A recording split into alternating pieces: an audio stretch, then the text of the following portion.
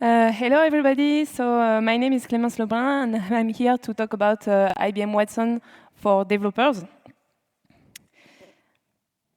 First, let me introduce myself. So I'm working at IBM for 5 years now as a developer advocate. So it means that I talk a lot with different type of developers, developers of our clients, partners, but also students about IBM technology and specifically about AI and IoT. I'm French, so I hope my accent is not a big problem. But do not hesitate if something is very, very not understandable to ask me for more precision. I participate a lot to conferences about different subjects and to hackathons as well to support developers. How many developers do we have in the room? Can you just raise your hand? Yeah, not so many. Maybe some data scientists? No, yeah, just 2, 3, yeah, it's a yes.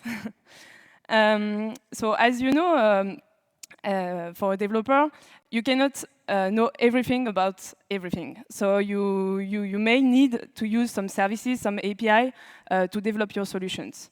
Also, you may be a developer, you may be a data scientist, you may be a business subject expert, but it's really difficult to be the three at the same. So that's why it exists some tools, some API that can help you to work in a collaborative environment and to use also expertise from the outside. That's why we have, I would like to introduce the concept of cloud services, but before that I need to introduce a bit of cloud.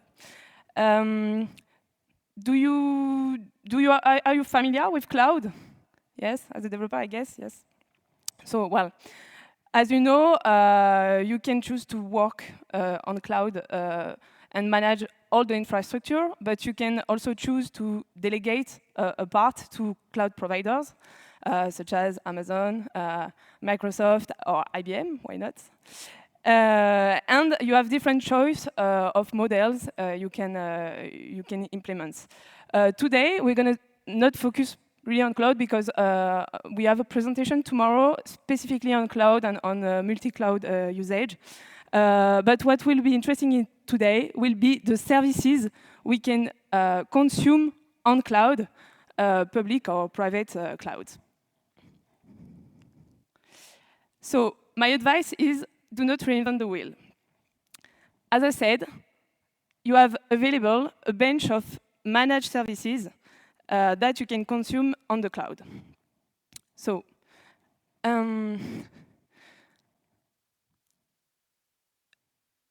today I'm going to focus, of course, on IBM managed services, but you can find this type of services on other platforms as well. And you have different type of services that cover different subjects. And today we're going to focus on the AI one. But for you to know that on a platform such as IBM Cloud, you also can consume IoT services, blockchain services, many type of storage services. But we're going to focus on AI services today. And let's see how this type of AI services can help you to save time, to save money, and to be on the market as soon as possible for your solution and for your business. Also, what I would like to focus right now is, okay, you can use existing services, but usually, if you really need to answer a business problem, an industry-specific problem, it's not enough. The services available on the platform is not enough to use it out of the box. So you may need to customize it and to bring your own specific data and industry specificity to your solutions. So, okay, do not reinvent the wheel, but you can customize the wheel. And that's here that I will start with the IBM AI services, which we call Watson. Does any of you have ever heard about Watson? Yeah, some of you, okay. So what I will do now is to present the different services and explain a little bit for each services what it does. You will see that some services can be used totally out of the box. So as a developer, you just need to invoke the API and to integrate it in your solutions. And some other services need to be customized first before you can use it. Sometimes you can do both, use it out of the box and also customize it. And sometimes it's also not really an API, but more like a tooling to customize this service. But we'll see that in details. So let's start with the simplest one. About the speech. So we have two services, text-to-speech and speech-to-text. This is a really simple services, let's say, that you can find on any platform. But this is really useful for some solutions, specifically like IoT solutions, they use it, robotic solutions, they use it as well. So I will not spend too much time on that. So text-to-speech is when you want to synthesize text as a speech. So you have many voices available, many languages available, and speech-to-text is to do the other way around and to transform speech into written text. For both of these services, you can use it out of the box, but you can also customize it. It means that you can, let's say you need text-to-speech to a really particular use case, which depends of your own vocabulary, with your own industry words, maybe with your own product words that are not known by the generic language. So you can add some more words, some more expressions that you want your service to identify. So this is possible to train text-to-speech and speech-to-text to recognize specific words. About the language. So language translator, again, this is a really generic one. You can find it anywhere, this type of service. When you want to translate to a language to another language, I think there is about 70 languages supported by this service. Russian is supported. And natural language classifier is a service to create classes. So you need so when you use NLC, you need to customize, to create a model that will recognize a sentence and will tag it with a class.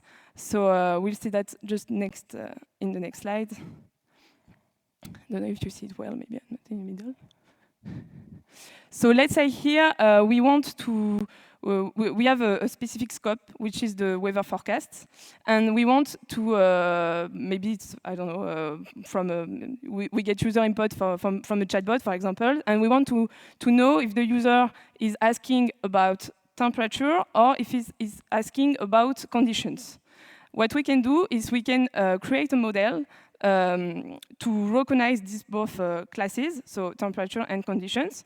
And for that, we will have access to a tool where we will provide user examples, so for conditions and for temperatures.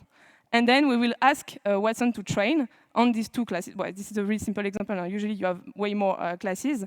But we will train with Watson, we will train this model. And we will have an API at the end, an API endpoint, where we could send text, and it will say this is a condition or this is a temperature. So this is basically our NLC function. So here, well, this is a demo. By the way, for each of these Watson service, all of the service I will talk about today, you have a demo online, and this is the online demo, by the way, where you can try it yourself and see the kind of results you can get with the different services. So here, when the user is asking something, you will get, with the API, you will get a JSON answered with the confidence rate, of course, of the both classes that you had defined in your model. So this is how it works. NLC, you need first to prepare your data, to identify the different classes you need to recognize, to collect user input to train your model. Then you need to create the classifier, and when it's trained, you need to test it to evaluate the results. So you can do that in the tool. The tool is embedded in Watson Studio. This is another tool I'll talk later, but this is basically the tool we use to train, to customize of this kind of AI services. Another type of AI services a developer may need in his solution is about virtual agents, so basically chatbots. Let's say the chatbot builder that we have is called Watson Assistant. So this is when you create an instance of this service, you have access first to the tooling, the Watson Assistant tooling, where you will define intents, entities, and dialogue. And then you will be, so in the tool you have the possibility to try your bot while you are creating it. And after you can, you have different solutions to deploy it. Either you can use a web embed tooling, or you can use APIs, or you also have direct deployment possibilities with Facebook, Slack, this kind of a channel you may need to deploy your chatbots. You also have a service called Voice Agents. Voice Agents is a service which actually integrates Watson Assistant, text-to-speech, and speech-to-text. And it's usually used for call centers to have a bot that speaks and that understands voice. All of these services are available on IBM Cloud Platform, by the way, where you can just instantiate it and test it for free, but I will talk about later about that. Empathy. So we also have two services about empathy. The first one is called Tone Analyzer. Tone Analyzer is kind of, Tone Analyzer and Personality Insight are both services that you cannot customize. You need to use it just out of the box. It's kind of a black box, these two one. First, Tone Analyzer can be used on really small text, like a sentence, it's enough. And when you call Tone Analyzer on top of this sentence, you will get three types of analysis. First, the emotion. So if it's happy, anger, this kind of emotion. Linguistic style. So the tone is written tone. Huh? When I say tone, it's not a tone with the voice, it's a written tone. So with the meaning of the words. Linguistic emotion. And also, if you're like a kind of extraverty, openness, this kind of feelings you may need to know about the user who said the sentence. These kind of services can be used, for example, I know some companies who are using it just before their people are sending emails. They apply Tone Analyzer before sending the emails, so they get an output on how the reader of the emails will feel about the content of this email. So if, for example, I detected this kind of emotion, you have a really analytical style of written, or maybe not the other way around. So it can be useful to know, before sending an email to a person, to have a tone analysis of how this is understood, because sometimes you read an email, you read an text, but you want to say something, and the people on the other side, they don't really understand exactly the meaning of what you wanted to say, and this service can be used in this type of situation. It's help, of course, it's help for, it can be used also on top of Watson Assistant. So in a chatbot, if you're calling Tone Analyzer just after getting the user input and before responding to your user, you are able to say, okay, the user is really, I don't know, angry, for example, and you will not answer the same kind of response if you know the emotion which come from the user. So it can be used on additionally with Watson Assistant, for example. Personality Insight, well, basically is to analyze the personality of someone. So the input text needed is usually well, you need a certain amount of text. So usually it comes from social media. For example, a Twitter feed, a Facebook wall, or a resume can be used also on this type of text. And it gives a psychological analysis of someone. It's used to drive businesses, of course, to know the behavior of your customer, and to drive better decision on that.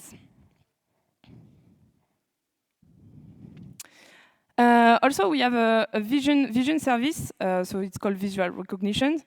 So visual recognition, content is not text anymore. For the moment, it was just text analysis. Vision is all about images images or movies, because well, you can extract images from movies, and you can.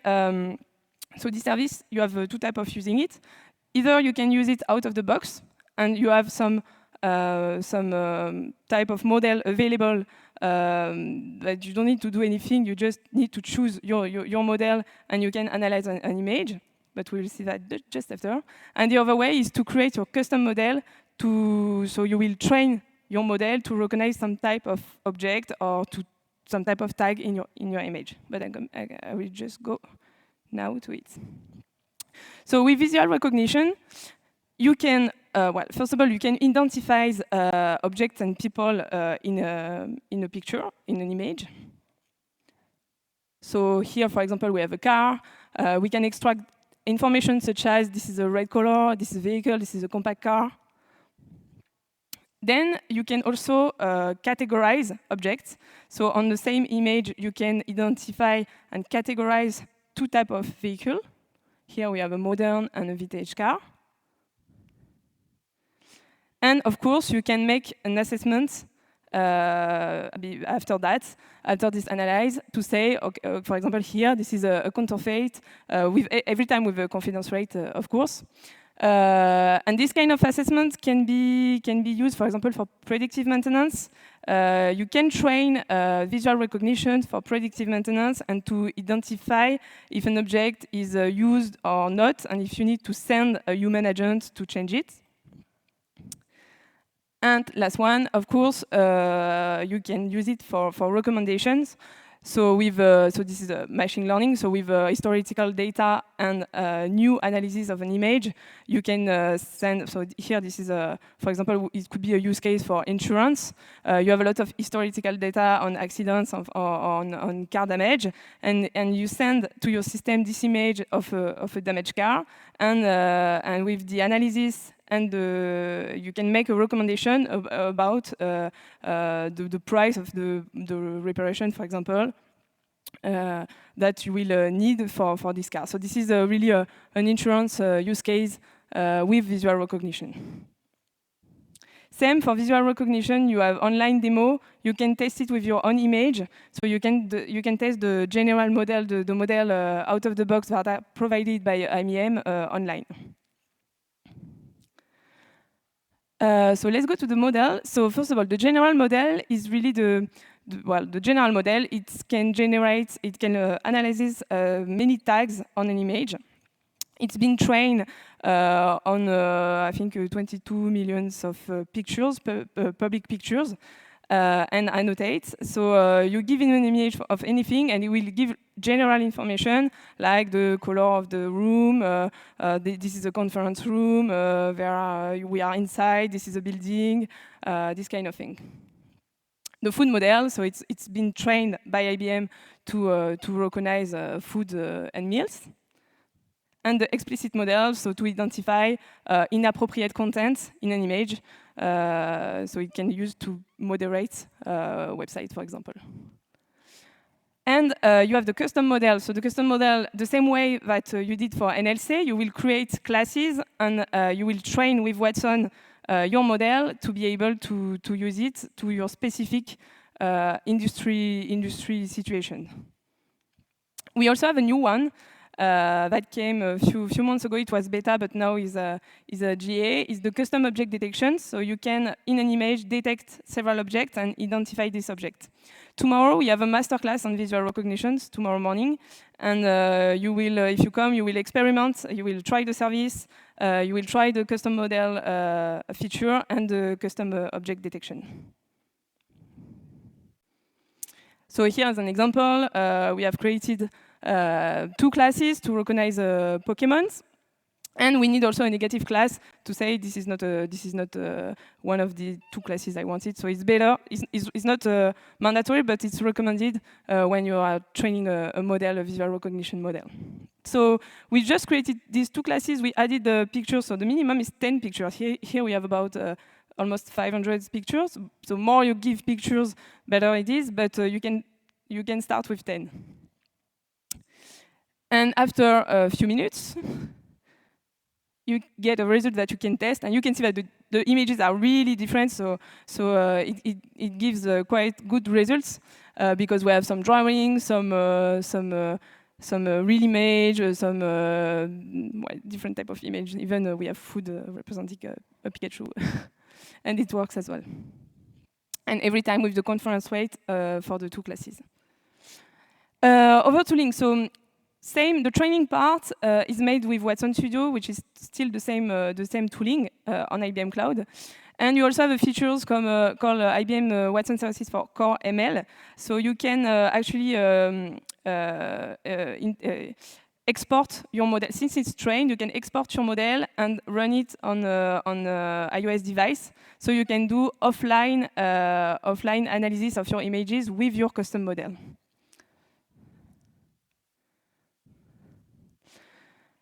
And the last one, knowledge and data. So I will go fast, but Discovery is a cognitive engine.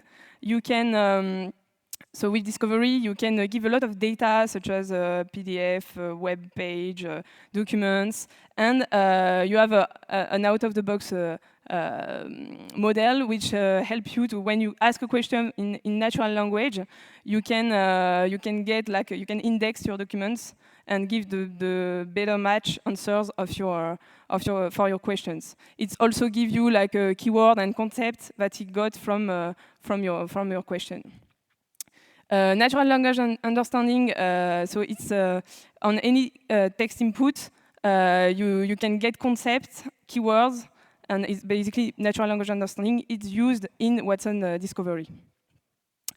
These two services come with an out-of-the-box model integrated, but you can also create your own model, your own language model. So if you want to recognize specific concepts in your text, you can create your model in Knowledge Studio, and since your model is created, you can use it either with NLU or with Discovery. Watson Studio, so we talked a little bit about earlier. So you can use it for visual recognitions and what was the NLC to create your custom models. But it's more than that. Watson Studio is a really large product on cloud, also here, where developers, data scientists, and business matter experts can work together in a collaborative way. You have also the possibility with machine learning, Watson machine learning, to create machine learning and deep learning models. So it's a tool, so let's say, more for data scientists. But well, if you want to create a Watson visual recognition model, you will need to use Watson Studio. And Knowledge Catalog, it's a tool to let's say to prepare your data. It's like a repository for the data you may need to use in Watson Studio. So yeah, this is the general view of Watson services on the AI part. So all of that is available on IBM Cloud. IBM Cloud, you can create an account for free. It's unlimited in terms of time. It's just limited in terms of usage. You have a limited memory, limited number of services you can create at the same time. But it's good enough to test, and all of the Watson services can be tested with what we call a light account. You also have a large network, different websites, developer community around that. Around AI and IBM Cloud. So you have what we call Developer Works, which is our developer. You also have on IBM Code, you have different tutorials and also code sample you can use when you want to start with these technologies. And also we have two programs, one which is for academic. Do we have some students here? Yeah, one.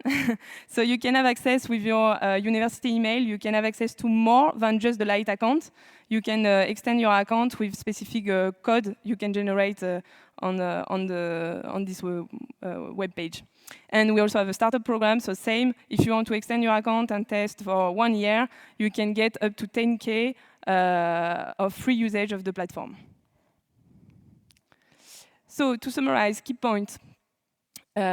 This type of services, as a developer, as a data scientist, as a subject matter expert, can help you to focus on the ideas and not on the infrastructure part of your solutions. less expert needed. Well, you still need experts, but you have an expertise as a service available on such a platform. Go to market rapidly because, well, it's API consumption. Flexibility of choice, you can use out-of-the-box tools, you can customize, really customize as you want these AI services. Continuous integration, of course, it comes with the cloud model. Useful API, and the ecosystem around that.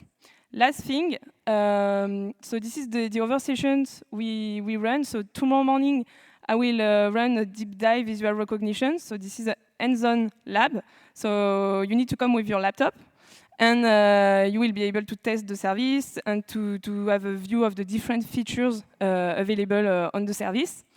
We will use a different type of model with pizza, with Pokemons, with different stuff. Or even you can test with your own image if you want.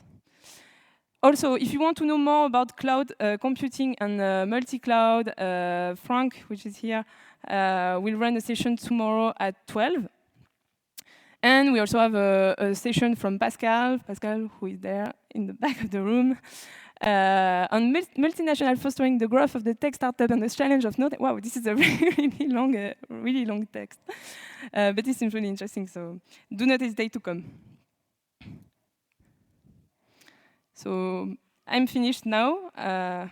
So if you have questions, I'm here also today, and I'll be there tomorrow, obviously, for the workshops. So. Thank you. Thank you. Any questions, please? We have like 10 minutes for that. How old is IBM Watson hardware? How old? Whoa. And what is the date of the last update of IBM Watson hardware? The last, the date of the last update of IBM Watson hardware. It's like I said, IBM Watson is not just one big thing. It's multiple services, and each services are their own management and then own version management and featuring management.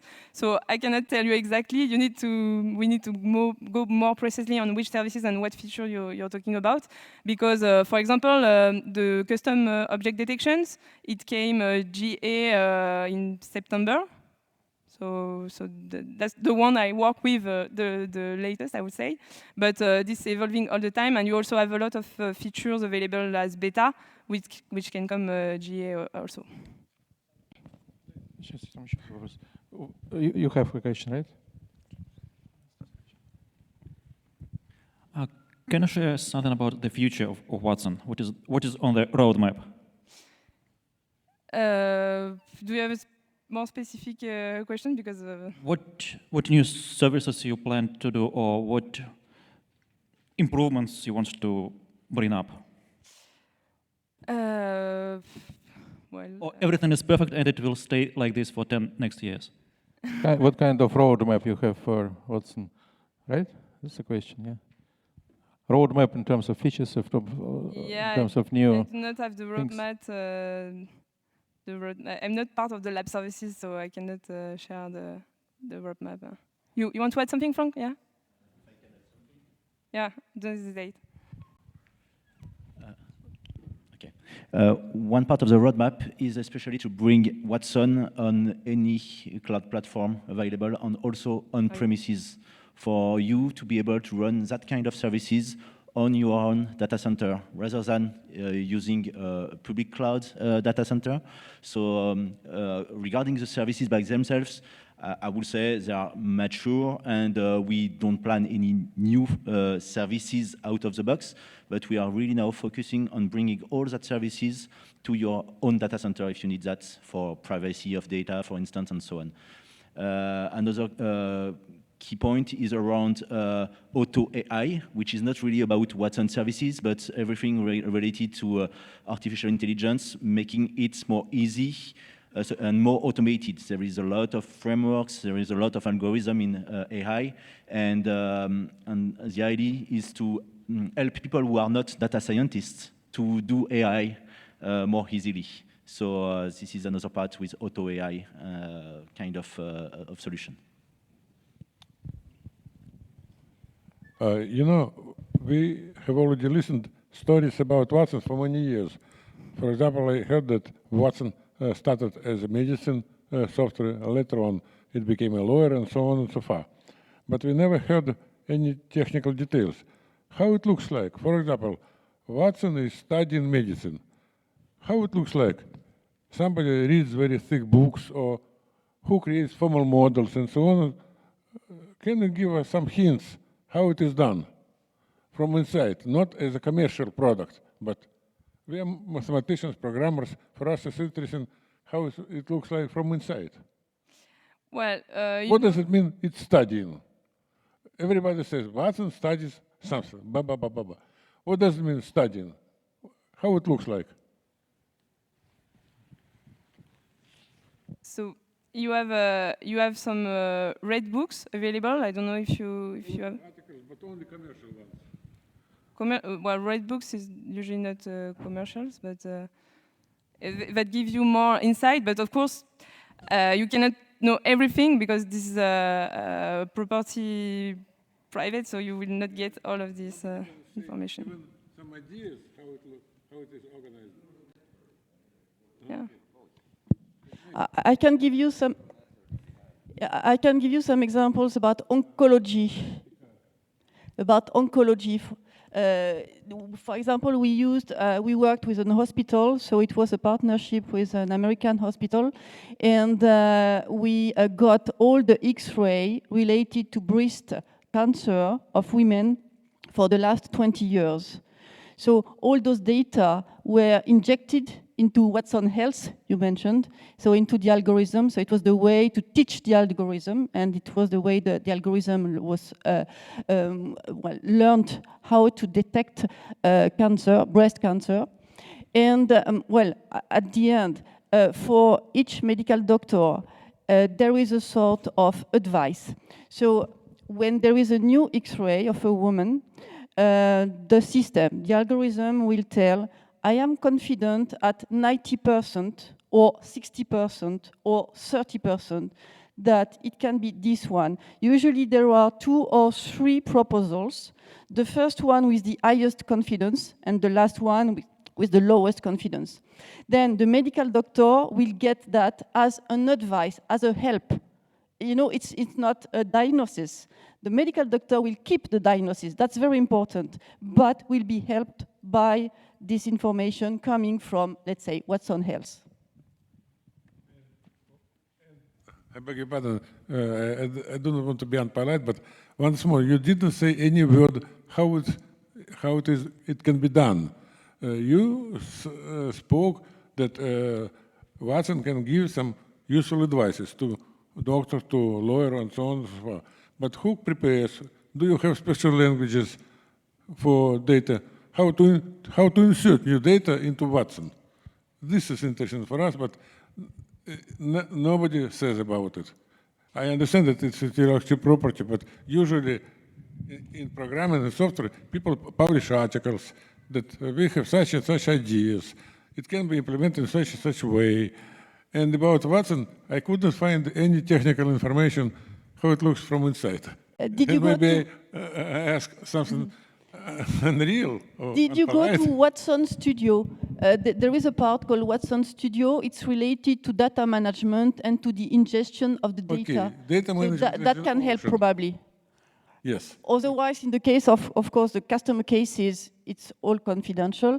But Watson Studio is the tool used by, let's say, everyone who wants to ingest some data. Okay, thank you.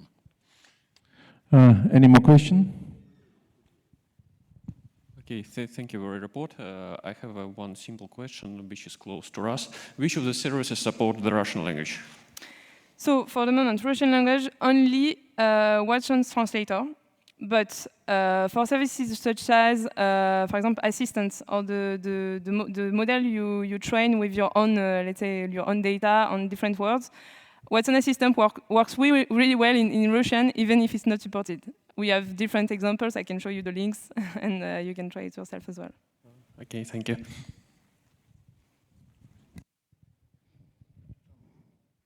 Там был вопрос, да? Нет? Нет вопроса. Any more questions? Thank you first of all, yeah, that's very loud. Let me be like this. First of all, thank you for the talk. very interesting.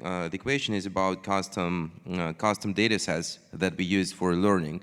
As you say, it's all proprietary, and for medicine companies, they'll not be able to share any data sets here in Russia. They're not going to send it to your cloud. They're not allowed to do that legally. So they need on-premise version, right? This is the only case how they can study their system to give advices to doctors for diagnosis and all these kind of things. That's fine. But we have like open data sets, for example, for traffic lights or whatever, traffic signs, for example, and I can send it over to you. But this is a really huge data set. It's like tons of terabytes. How would it be possible just to deliver it to you? Is it like a train full of hard drives, or how do I do that? It's not going to be, I'm not going to be able to send it over network, or over the internet. It's not going to be possible. Well, so first of all, for the choice of, well, of course, I was talking today about IBM Cloud Public, but you can use a private version, and it's called IBM Cloud Packs for data, for example, for Watson services, that we can install on-premise in your. Yeah, that's in your clear, data center, but if I use it as a service, and then I for need to- data storage, if you're using, for example, something like Watson Studio to train your data, it will use a cloud object storage to store your data. But it's really like consuming in terms of volume. It consumes like tens of terabytes, sometimes like times more. So of course, more you have data, more it will be I mean, like, long. do you charge for that? Because, for example, for Amazon S3, they charge for cloud data space, for cloud volume. Yeah. You are, Do you charge for that? Well, of course, the free usage is a limited usage. So if you exceed this limitation, you will have to pay, and then depends on how much you need, you will have to pay more or less. But that's just a question of scale. But I mean, like, data set that I can use for production training of some system. It is a huge, it's Then a huge what you number. can do also is you That's- you can make an estimation with the tooling, so to see. So how it much- will show me how much you're gonna Yeah, pay we for can see whatever that too, volume yeah. I need to transfer over to you. Okay then, thank you. Okay, probably we have space just one more question if you have. No, thank you very much. Let us say Thank you. thank you again. Okay,